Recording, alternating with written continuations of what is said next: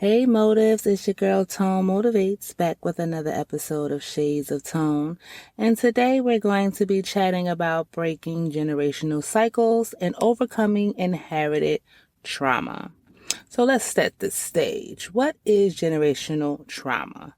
Generational trauma is like that old box on your storage. You didn't pack it, you didn't put it there, but somehow you've inherited it. And now it's your job to decide what to do with it. Simply put, it's the emotional and psychological baggage passed down through families, like an old hand-me-down you didn't ask for but feel obligated to keep.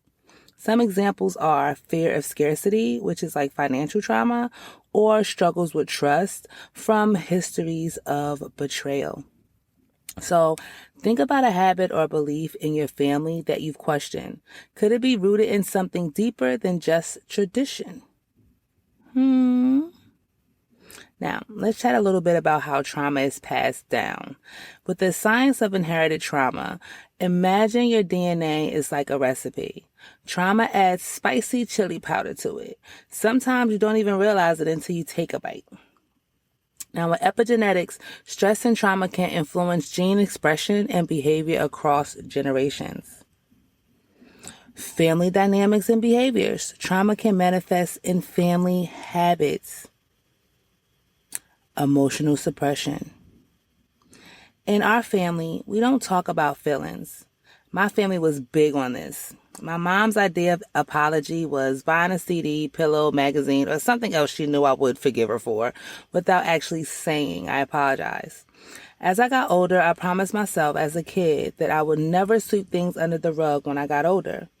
As an adult, I realized although my family is filled with so much information, we're very informative and we speak kind of regularly, difficult times bring silence or someone ignoring the other and one day just starting to talk again. To this day, this grinds my gears. But at the least, everyone knows I'm going to say what I need to say regardless. And for now, I just hope that these steps are knocking down the wall of that norm that's been concrete for so many years now. I can at least say that with my kids, they know that mommy will say that she's wrong. Always prove your case and things like that. So I know that in my immediate family, the family that I created, that this does apply. But I just hope that it would apply more to my extended family. So again, trauma can manifest in family habits. It could be emotional, suppression, and overachievement or fear of failure. If not perfect, you're not enough. Next, we have cultural and historical trauma. Examples of this could be historical oppression or discrimination, war, poverty, or displacement. I challenge you. So, think about one family rule or saying you grew up hearing. Write it down and ask yourself, where did this come from? And does it still serve me? I'm going to help you recognize the cycles in your life. So first, we have signs of generational trauma. Behavioral patterns. When you're triggered, are you defensive? Are you aggressive? Do you fear taking risk? Do you talk yourself out of things you know you deserve? Do you have difficulty expressing emotions? Do you sit quietly or assume how you feel doesn't matter? Do you have relationship struggles? You keep your distance so people don't get too close to you. Do you repeat toxic dynamics? Do you meet the same kind of people over and over again? Do you avoid vulnerability? Do you avoid getting to know others so as an excuse not to be vulnerable? Let's reflect. So grab a journal, notebook, or paper and write down 3 recurring patterns you've noticed in your family. Are there similarities between your parents, grandparents, and your own life?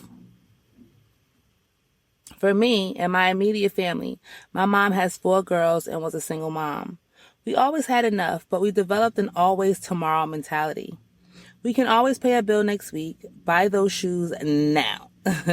Turns out my mom helped us develop this from going without so many years while raising us on her own. Now, she did have great times, but she also had some low times, which was the polar opposite of the great experiences that she had.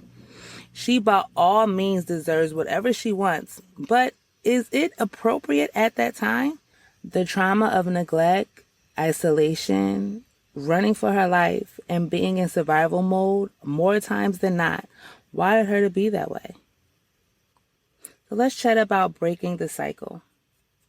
Step 1 is awareness. You can't fix what you don't recognize. Start by observing the patterns without judgment. Typically, the things that trigger you are a reflection of what you need to recognize and work on. I have a fun exercise for you. Create a family tree of patterns. Map out emotional tendencies or repeated behaviors across generations. You might notice some eye-opening trends. Step 2, let's rewrite the narrative. Think of yourself as an editor. You can't delete the story, but you can rewrite the ending. Practice. Challenge beliefs that don't serve you. Ask yourself, is this fear really mine or did I inherit it? If it's not mine, I can let go. Step 3, seek support, therapy, and professional help. A therapist is like a tour guide for your emotional history. They can help you navigate the tough terrain. Like I always say, I'm only a few steps ahead of you as your tour guide. Now, you can also talk to trusted family members and have compassionate conversations about the past to better understand its impact. Step 4, create new traditions. Break old habits by building new ones. If your family avoided emotions, start a gratitude journal or have weekly check-in chats. Challenge. What's one tradition or habit you'd like to start for yourself or your family? Write it down and commit to it. Let's reflect a little bit on our future and talk about the ripple effect of healing. Healing yourself is like planting a tree. You might not enjoy all the shade, but your future generations will thank you for it. Breaking cycles is very empowering. Every step you take to break a cycle is a gift to yourself and those who come after you. I have another prompt for you. Think of one cycle you've committed to breaking. How would that decision impact your future and the people around you? You didn't choose the wounds you inherited, but you can choose to heal them. By breaking cycles, you're not just changing your life, you're changing the story for generations to come. Now, if this episode resonated with you, share it with someone you care about. And let me know what's one cycle you're ready to break. I love to celebrate your journey. As always, always love. To respond to a question, make a suggestion for an episode, to be a guest, or give feedback, reach out to us at info@tonemotivates.com. You can also find us on social media at Tone Motivates on TikTok, Instagram, Facebook, and YouTube, and at Shades of Tone _podcast on Instagram and Facebook. And as always, you can find us at tonemotivates.com, where all of those links are as well.